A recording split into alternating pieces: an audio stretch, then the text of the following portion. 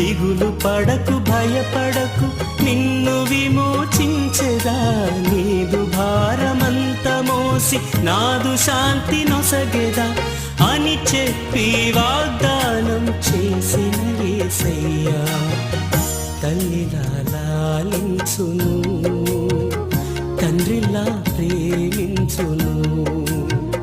తల్లిలా లాలించును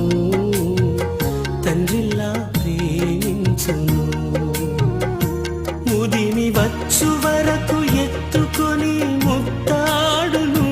సంక పెట్టుకొని కాపాడును